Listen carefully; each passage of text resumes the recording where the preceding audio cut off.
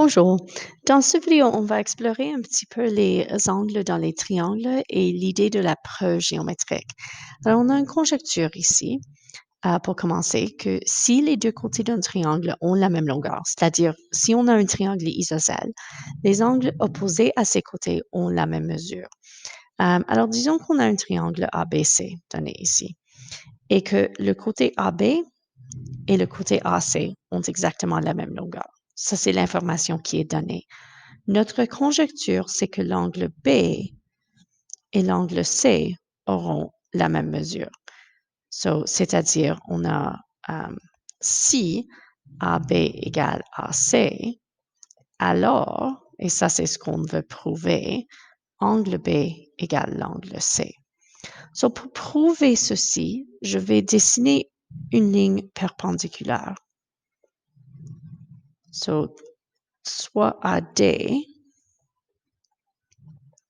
qui est perpendiculaire à BC.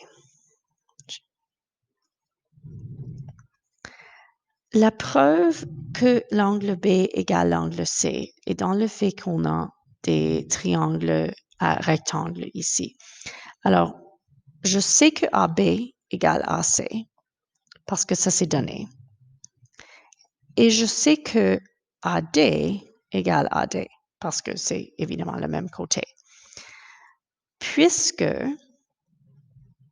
le triangle ADB et le triangle ADC sont des triangles rectangles, c'est-à-dire on peut utiliser le théorème de Pythagore.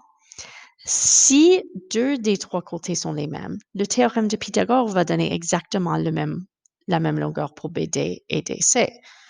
Alors, BD égale CD. Et c'est juste à cause du Pythagore. Parce que si j'utilise A au carré plus B au carré égale C au carré, je trouve la même longueur pour le troisième côté. Donc, le triangle ABD et le triangle ACD sont les mêmes, essentiellement. C'est juste un miroir de l'autre. Si les deux triangles sont les mêmes, l'angle B devrait être égal à l'angle C. Alors ça, c'est ce qu'on voulait prouver. Et je viens de raisonner, d'expliquer avec le raisonnement déductif que ça devrait être le cas.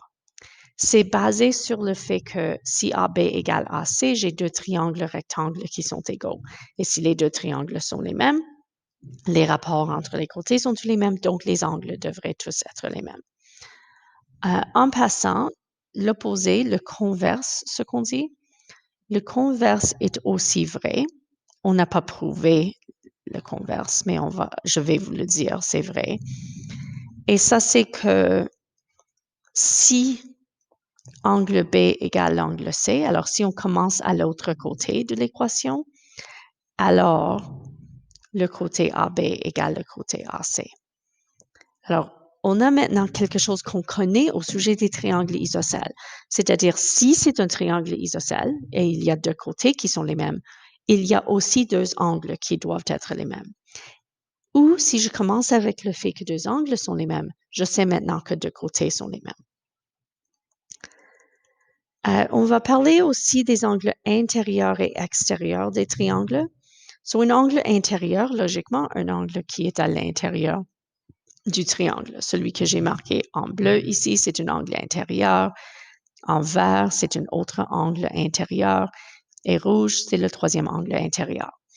Mais un angle extérieur, c'est l'angle qui est formé quand on fait une extension d'un côté.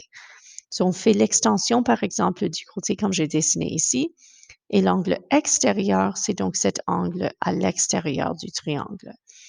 Je pourrais aussi dessiner sur n'importe quel autre angle. Si je fais une extension d'un côté, alors disons que je fais l'extension ici, j'ai un angle extérieur qui est formé. Ou bien avec le troisième, si je fais une extension, et ça fait aucune différence quelle extension je fais, mais je forme angle extérieur ici. So, un angle extérieur, c'est toujours supplémentaire à un angle intérieur. C'est-à-dire, ils sont sur la même ligne et donc, les deux ont ensemble une somme de 180 degrés. Alors, dans chaque cas, si j'indique l'angle intérieur et l'angle extérieur ont une somme de 180 degrés. On veut donc prouver que la mesure d'un angle extérieur, disons cet angle ici, est égale à la somme des mesures des deux angles intérieurs opposés. Alors, les deux angles intérieurs opposés sont ceux que j'indique avec 2 et 3. C'est-à-dire, dans ce cas, ce que je veux prouver, c'est que l'angle 1 égale l'angle 2 plus l'angle 3. Pour faire ceci, je vais aussi inclure l'angle intérieur 4, qui est l'angle intérieur sur le même sommet que l'angle extérieur. Pour prouver ceci, ce que je sais que l'angle 1 plus l'angle 4 doit être égal à 180 degrés. Et ça, c'est parce que c'est une ligne.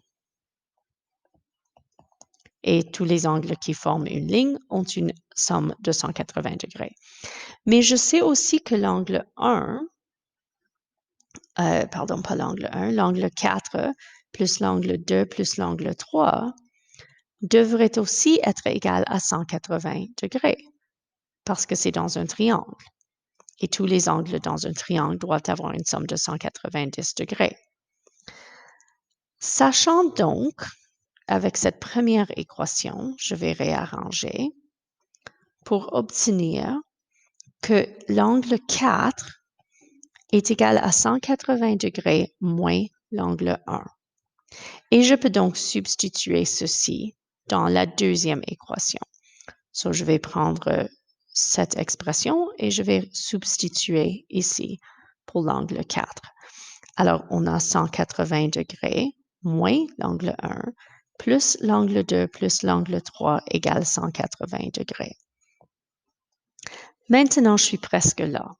Le 180 degrés dans les deux côtés va être éliminé et je vais ajouter l'angle 1 aux deux côtés pour ne pas avoir de négatif. Alors, je trouve juste par l'algèbre que l'angle 2 plus l'angle 3 égale l'angle 1. Et ça, c'est ce que je voulais prouver. Alors, on a vu deux types de preuves différentes ici.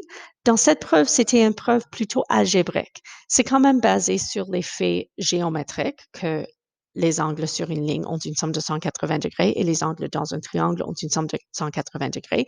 Mais après ça, on fait l'algèbre. On doit donner une raison pour toutes les choses qu'on connaît. C'est la raison que j'ai mis entre parenthèses, c'est une ligne, c'est un triangle. Ou bien on pourrait faire une preuve comme la première qui est plutôt une preuve verbale de raisonnement. Il y a moins d'algèbre là-dedans. Il y a un dernier théorème que je vais vous donner. Et c'est l'énoncé que la somme des angles extérieurs d'un polygone est toujours 360 degrés, peu importe le nombre de côtés. Alors, c'est-à-dire, si je fais une extension sur chaque sommet, et dans ce cas, je vais faire mes extensions tous dans la même direction, mais même ça, c'est pas nécessaire. C'est-à-dire, tous ces angles, l'angle 1, 2, 3, 4, 5 et 7, parce que c'est un polygone à 7 côtés dans ce cas, l'angle 1 plus l'angle 2 plus l'angle 3 plus l'angle 4 plus 5 plus 6 plus 7, tous ces angles vont toujours avoir une somme de 360 degrés. Et ça, c'est indépendant. Les angles intérieurs dépendaient du nombre de côtés du polygone et la somme totale des angles intérieurs changeait dépendant du nombre de côtés. Mais pour les angles extérieurs, c'est toujours 360 degrés. Alors ici, j'ai un polygone à 7 côtés, mais considérons par exemple un polygone à 4 côtés, un rectangle. Dans ce cas, vous saviez bien que si je fais les extensions, tous ces angles extérieurs vont être des angles de 90 degrés. Et 4 angles de 90 degrés égale 360 degrés. Si j'ai un triangle, disons que j'ai un triangle équilatéral, juste pour être un peu plus simple. Dans un triangle équilatéral, tous ces angles sont 60 degrés. Et je fais des extensions pour trouver les angles extérieurs. L'angle extérieur ici doit être 120 parce que 120 plus 60, c'est 180. Ici, encore une fois, on a 120. Ici, on a 120. Et 3 fois 120, 360 degrés. Alors, peu importe, pour les angles extérieurs, ça ne dépend pas du nombre de côtés. C'est toujours 360 degrés.